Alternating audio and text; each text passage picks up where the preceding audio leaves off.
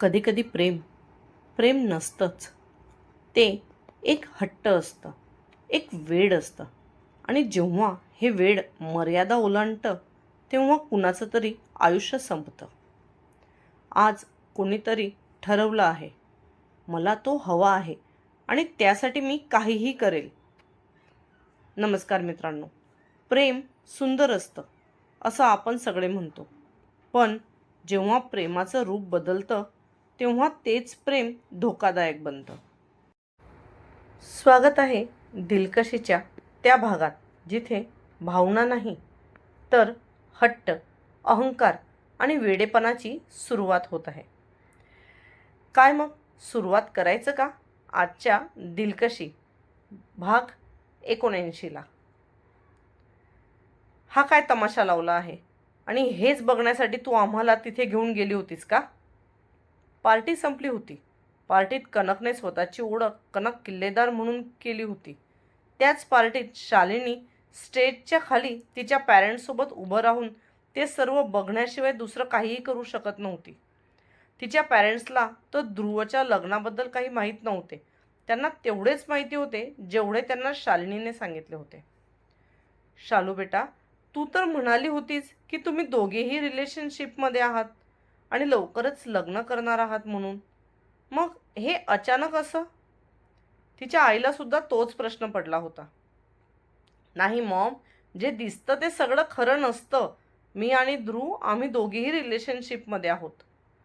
शालिनीने तिची बाजू मांडण्याचा प्रयत्न केला होता की तिचे वडील पुन्हा तिच्यावर चिडले. त्याचं लग्न झालेलं असताना तुम्ही दोघं रिलेशनशिपमध्ये आहात याचा अर्थ कळतो का तुला? तू का फक्त आमचं नाक कापण्यासाठी आम्हाला इथे बोलवलं होतं? ते काही नाही. आताच्या आता ती नोकरी सोडायची आणि आमच्यासोबत कोल्हापूर यायचं. तिथे आपला जो बिझनेस आहे तो बिझनेस यापुढे तूच बघणार आहेस. हो शालू बेटा, तुझे बाबा बरोबर बोलतात. आमची तू एकुलती एक मुलगी आहेस, त्यामुळे आमचं जे काही आहे ते तुझंच आहे. जरी किल्लेदारांनी एवढा मोठा बिझनेस नसला तरी सुद्धा कोल्हापुरात आपलं खूप नाव आहे. काय म्हणतील ते सर्व लोक जेव्हा त्यांना हे कळेल की तू एका लग्न झालेल्या व्यक्तीसोबत रिलेशनशिपमध्ये आहे? नाही नाही, ते काय नाही.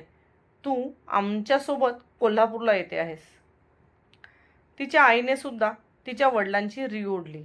ते बघून ती चिडली आणि त्या दोघांना रागारागात म्हणाली, मी तुम्हाला सांगते आहे ना, मी आणि ध्रुव आम्ही रिलेशनशिपमध्ये आहोत आणि लवकरच आम्ही लग्न करणार आहोत. तर तुम्ही त्या मुलीवर विश्वास ठेवण्यापेक्षा माझ्यावर विश्वास ठेवा. विश्वास ठेवा? कसा विश्वास ठेवू तुझ्यावर? त्या मुलीने धडधडीत स्टेजवर उभं राहून स्वतःची ओळख त्याची बायको म्हणून करून दिली आणि तू म्हणते तुझ्यावर विश्वास ठेवू? तू पार्टीत व्यवस्थित बघितलं नसेल, पण ज्या वेळेस ती तिची स्वतःची ओळख मिसेस ध्रुव किल्लेदार म्हणून करून दिली त्याच वेळेस त्याने स्वतः हसत तिच्या खांद्यावर हात ठेवून तिच्या बोलण्याला दुजोरा दिला होता. प्रेम आंधळं असतं माहीत आहे, पण त्याने इतकंही आंधळं असू नये की समोरचा व्यक्ती तुझी फसवणूक करतो आहे हे सुद्धा तुला कळू नये. त्यांना आता असं वाटत होतं की एखाद्या वेळेस ध्रुव त्यांच्या मुलीची फसवणूक करत असेल, म्हणून ते तिला समजवण्याच्या उद्देशाने म्हणाले, नो डॅड, मी ध्रुवला इतक्या वर्षापासून ओळखते. आमच्या दोघांमध्ये कोणतीच मिसअंडरस्टँडिंग नाही आहे. त्या मुलीसोबत त्याला त्याच्या आईमुळे नातं ठेवावं लागतं आहे, नाहीतर तो आणि त्याची आजी त्या दोघांनी मला केव्हाच त्यांच्या घरात स्वीकारलं आहे. तिने तिच्या वडिलांचा हात हातात धरला आणि त्यांना प्रेमाने म्हणाली. तसं तिच्या चेहऱ्याकडे पाहू लागले. त्याची आजी म्हणजे लक्ष्मीबाई किल्लेदार तुला स्वतः म्हणाल्या त्यांच्या घरची सून करून घेतील असं? त्यांनी असं विचारल्यावर तिने डोळ्यात आशा ठेवून तिची मान हो मध्ये हलवली. पूर्ण बिझनेस वर्ल्डमध्ये सध्याला त्याच्या आणि त्याच्या आजीविषयी चर्चा सुरू आहे. जरी ते एकाच घरातले असले तरी त्यांच्या दोघांमध्ये मुळीच पटत नाही. असं असताना त्याच्या आजीच्या बोलण्यावर विश्वास कसा ठेवू शकतेस? तुला ध्रुव स्वतः बोलला का की तो त्या मुलीला सोडून तुझ्याशी लग्न करेल? त्यांच्या या प्रश्नावर आता मात्र तिला काय उत्तर द्यावे ते कळत नव्हते. शालू बेटा, जर तो तुला स्वतः लग्नाविषयी बोलला असेल तर आता आम्ही इथे आलोच आहोत, तर त्याला भेटून जाऊ. तू जे पण असेल ते तुझ्या बाबांना सरळ सरळ सांग. तिच्या आईने तिच्या डोक्यावरून प्रेमाने हात फिरवला. नाही डॅड, ध्रुव मला असा बोलला नाही. पण पण तो माझ्यावर प्रेम करतो. त्याच्या डोळ्यात मी माझ्यासाठी प्रेम बघू शकते. आम्ही दोघांनी खूप चांगला वेळ सोबत घालवला आहे. तुम्हाला काय सांगू, आम्ही आम्ही तिला त्या रात्रींबद्दलही सांगायचं होतं, ज्या तिने आणि ध्रुवने मिठीत घालवल्या होत्या. पण स्वतःच्याच वडिलांना त्याबद्दल कसं सांगावं? काय त्याने तुला लग्नाविषयी म्हटलं नाही? त्याने तुला असंही म्हटलं नाही की तो तुझ्यावर प्रेम करतो? मग कशाच्या भरोशावर तू इथे आहेस? अरे मूर्ख मुलगी, डोळे उघड. त्याने फक्त तुझा वापर करून घेतला. इतकंच न समजण्या एवढी लहान नाही आहेस तू. तिच्या वडिलांचा रागाचा पारा आता खूप तापला होता. आणि तुम्ही खूप वेळ सोबत घालवला याचा अर्थ? आता मात्र तिने तिची नजर खाली केली आणि तिची खाली झालेली नजरच त्यांना त्यांचे उत्तर देऊन गेली. ठीक आहे, काही हरकत नाही. आजकाल तरुण पिढीमध्ये हे सगळं कॉमन असतं. पण आता तरी त्याचा नाद सोड. शालूची आई तिची आपल्यासोबत कोल्हापूरला यायची तयारी करा. आपण तिला जाताना सोबत घेऊन जाणार आहोत. आणि लक्ष्मीबाईंशी तर मी या विषयावर स्वतः बोलेल, ते तिच्या आईला म्हणाले आणि तिथून रागारागात जाऊ लागले. तेच तिने त्यांना हात धरून थांबवलं. डॅड, मी तुमच्यासोबत कुठेच येणार नाही. जोपर्यंत मी ध्रुवला मिळवून घेत नाही तोपर्यंत मी दिल्लीमधून कुठेच बाहेर जाणार नाही. तिने त्यांच्या नजरेला नजर देत म्हटलं. म्हणजे तुला काय म्हणायचं आहे? त्याची बायको असताना तो तुला स्वीकारेल? त्याने सुद्धा तिच्या नजरेत बघत तिला प्रश्न केला. त्याला स्वीकारावंच लागेल. मी माझ्या आयुष्याचा इतका वेळ त्याच्यासाठी दिला आहे. मी त्याला इतक्या सहज सोडू शकत नाही. तुम्हाला माहीत नाही डॅड, पण जेव्हापासून मी त्याला पाहिलं आहे तेव्हापासून मी फक्त त्याचीच स्वप्न पाहिली आहेत. मला तो हवा आहे आणि मला तोच हवा आहे. त्याला मिळवण्यासाठी मी वाटेल ते करू शकते आणि हे मी त्याला लवकरच दाखवून देईल. मी मी त्याच्यावर एवढं प्रेम करेल की त्याला माझ्यावर प्रेम करावंच लागेल. एक दिवस मी त्याला माझ्या प्रेमात एवढा वेड करून टाकेल की तो सुद्धा स्वतःला माझं होण्यापासून रोखू शकणार नाही. ती बोलत होती आणि तिचे वडील तिच्यामध्ये असलेलं ध्रुवचं वेड बघत होते. आज त्यांना समजत होतं की त्यांची मुलगी त्याच्यासाठी किती वेडी आहे ते. काय बोलते आहेस शालू बाळा? तू त्याचं लग्न झालं असताना तो तुझ्यावर का प्रेम करेल? सोड हा वेडेपणा, चल आमच्यासोबत. तिची आईसुद्धा तिच्या या वेडेपणाला घाबरली होती. त्यामुळे ती तिला समजवत म्हणाली. पण तिच्या आईचं बोलणं ऐकून शालिनी अजूनच संतापली आणि तिने जवळ असलेला वास उचलून जोरात जमिनीवर आदळला, ज्यामुळे त्याचे तुकडे तुकडे झाले. सांगितलं ना एकदा, मी कुठेही येणार नाही, तर मी कुठेही येणार नाही. जोपर्यंत मी ध्रुवला मिळवून घेत नाही तोपर्यंत मी कुठेही येणार नाही. तुम्हा दोघांना यात माझी मदत करायची असेल तर करा, आणि नसेल करायची तर तुम्ही कोल्हापूरला जाऊ शकता. तिने सरळ तिच्या आईवडिलांना निक्षून सांगितलं. हे जे काही तू चालवलं आहे याला प्रेम नाही म्हणत, याला वेडेपणा म्हणतात. आणि आम्ही आमच्या डोळ्यादेखत तुला हा असा वेडेपणा करू देणार नाही. त्यांनी तिच्यापुढे त्यांच्या हातातला एक बोट नाचवत तिला रागात सांगितलं, ज्याचा तिच्यावर काडी मात्रही परिणाम झाला नाही. हे बघ शालू, आजपर्यंत आम्ही तुझे सगळे हट्ट पूर्ण केले, पण हा असा वेडेपणा आम्ही पूर्ण करू शकत नाही.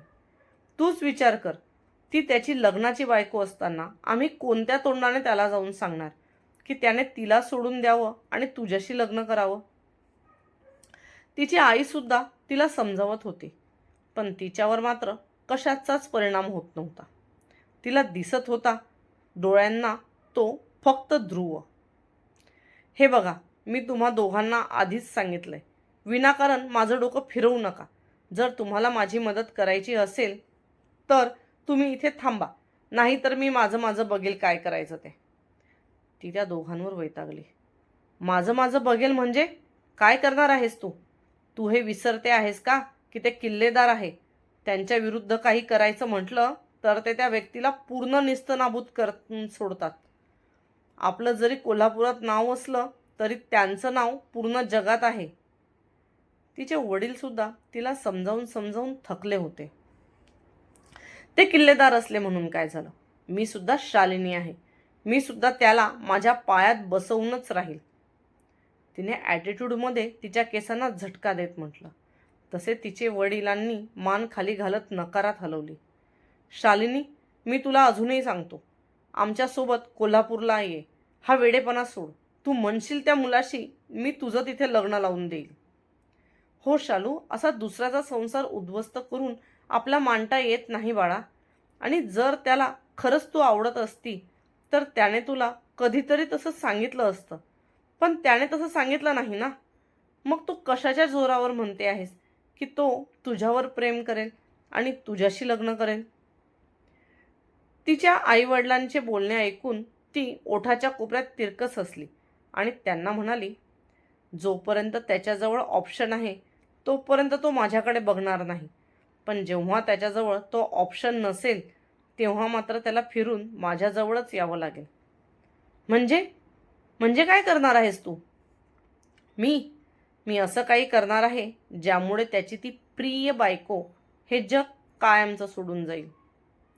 ती विकृत हसत म्हणाली आणि तिचे वडिलांना तिच्या दोन्ही खांद्याला धरून तिला त्यांच्याकडे वळवले आणि ते तिला म्हणाले, विनाशकाले विपरीत बुद्धी. तुला समजवायचं काम आम्ही केलं, पण यापुढे तुझा या कोणत्याही कामामध्ये आम्ही तुझी मदत करणार नाही. तुझ्यासाठी कोल्हापूरचे दरवाजे नेहमी उघडे राहतील. तुला जेव्हा पण हा वेडेपणा सोडून तिथे यावंसं वाटेल तेव्हा तू येऊ शकतेस. आणि हो, बाप म्हणून तुला एक गोष्ट आज व्यवस्थित सांगून देतो, किल्लेदारांच्या नादाला लागू नकोस. त्यांच्या नादाला जो लागेल त्याचं अस्तित्व ते हवेतूनही नष्ट करतात. असं म्हणत ते रागात बंगल्याच्या बाहेर पडले. आई म्हणून सांगते बाळा, असा वेडेपणा करू नकोस. या वेडेपणा तुझे बाबा आणि मी तुझी साथ कधीच देणार नाहीत. तू नेहमी आमची लाडाची मुलगी होतीस आणि तशीच राहशील. त्यामुळे जमलं तर हे सगळं सोडून कोल्हापूरला ये. तिची आईसुद्धा तिच्या बाबांच्या मागे निघून गेली.